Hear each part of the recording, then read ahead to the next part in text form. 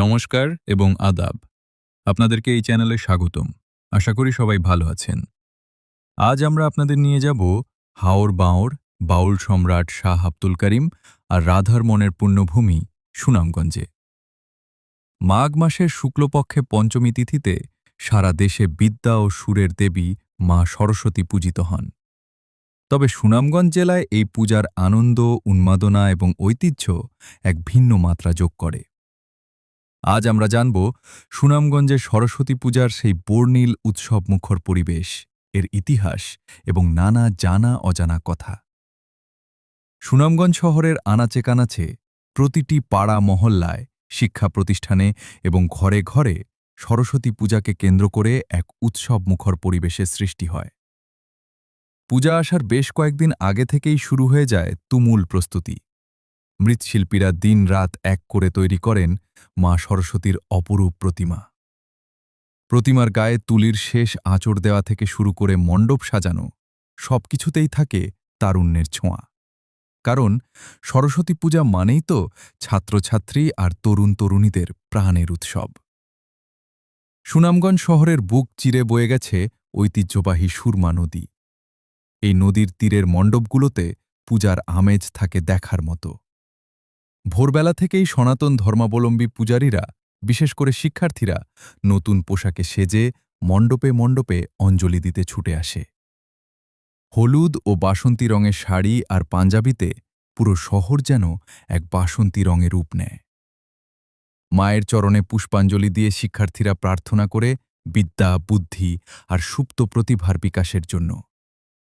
সুনামগঞ্জের সরকারি জুবিলি উচ্চ বিদ্যালয়, সরকারি সতীশচন্দ্র বালিকা উচ্চ বিদ্যালয়, সুনামগঞ্জ সরকারি কলেজসহ বিভিন্ন নামিদামি শিক্ষা প্রতিষ্ঠানে অত্যন্ত জাঁকজমকপূর্ণভাবে এই পূজা উদযাপিত হয়। শিক্ষা প্রতিষ্ঠানগুলোর পাশাপাশি শহরের বিভিন্ন ঐতিহ্যবাহী পাড়া বা ক্লাবের মধ্যে এক অদৃশ্য প্রতিযোগিতা চলে। কার মণ্ডপ কত সুন্দর হবে, কার প্রতিমা কত দৃষ্টিনন্দন হবে। আলোকসজ্জা আর আধুনিক সাউন্ড সিস্টেমের সনাতন ঢাকঢোলের শব্দে মুখরিত হয়ে ওঠে চারপাশ। ৪. বৈচিত্র্যময় প্রসাদ ও আপ্যায়ন। সরস্বতী পূজার অন্যতম আকর্ষণ হল এর সুস্বাদু প্রসাদ। সুনামগঞ্জের পূজার মণ্ডপগুলোতে গেলেই দেখা যাবে মিষ্টি কুল, বড়ই, খই, মুরকি, নাড়ু এবং বিভিন্ন ফলমূলের সমাহার। আর দুপুরের দিকে থাকে ঐতিহ্যবাহী খিচুড়ি প্রসাদের ব্যবস্থা।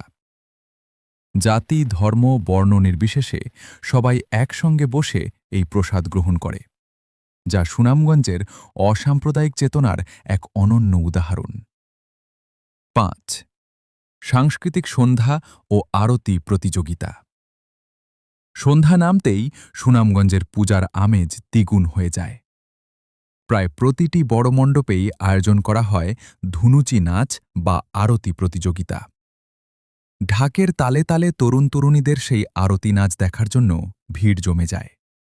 এছাড়া অনেক জায়গায় আয়োজন করা হয় সাংস্কৃতিক অনুষ্ঠান, যেখানে স্থানীয় শিল্পীরা মা সরস্বতীর বন্দনা গীতি এবং ঐতিহ্যবাহী গান পরিবেশন করেন।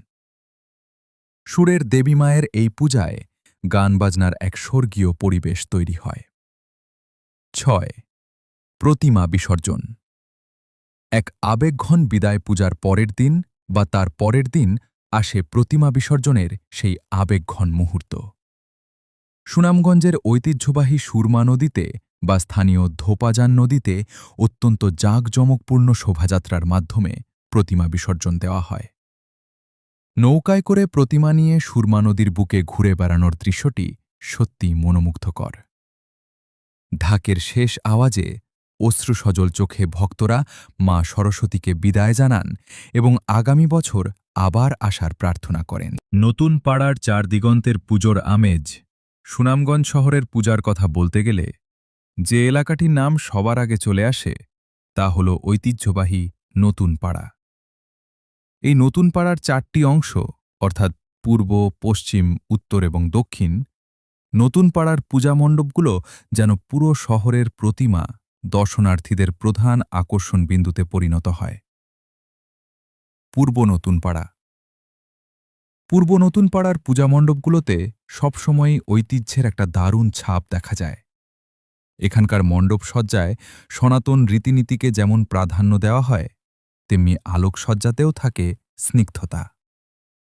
পাড়ার প্রবীণ ও তরুণদের যৌথ উদ্যোগে প্রতি বছরই এখানে অত্যন্ত নিখুঁত ও দৃষ্টিনন্দন প্রতিমা স্থাপন করা হয়, যা দেখতে দূর দূরান্ত থেকে মানুষ ছুটে আসে। পশ্চিম নতুন পাড়া। ঠিক এর বিপরীতে পশ্চিম নতুন পাড়ার মণ্ডপগুলোতে দেখা যায় আধুনিকতা ও থিমের দারুণ মেলবন্ধন। এখানকার তরুণরা প্রতি বছরই নতুন নতুন থিম ও চোখ ধাঁধানো লাইটিংয়ের মাধ্যমে মণ্ডপটিকে সাজিয়ে তোলে। বিশেষ করে সন্ধ্যার পর যখন এখানকার ডিজিটাল আলোকসজ্জা চালু হয়, তখন পুরো পশ্চিম নতুন পাড়া যেন আলোয় ঝলমল করে ওঠে। সুনামগঞ্জের সরস্বতী পূজা কেবল একটি ধর্মীয় আচার নয়, এটি এই অঞ্চলের মানুষের মিলন মেলা, সংস্কৃতি এবং সম্প্রীতির এক জীবন্ত দলিল।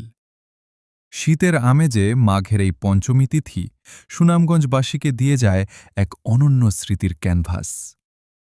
আজকের এই ভিডিওটি আপনাদের কেমন লাগলো তা কমেন্ট করে অবশ্যই জানাবেন। ভালো লাগলে লাইক ও শেয়ার করতে ভুলবেন না। ভিডিওটি দেখার জন্য আপনাদেরকে ধন্যবাদ। সবাই ভালো থাকুন, সুস্থ থাকুন। নমস্কার।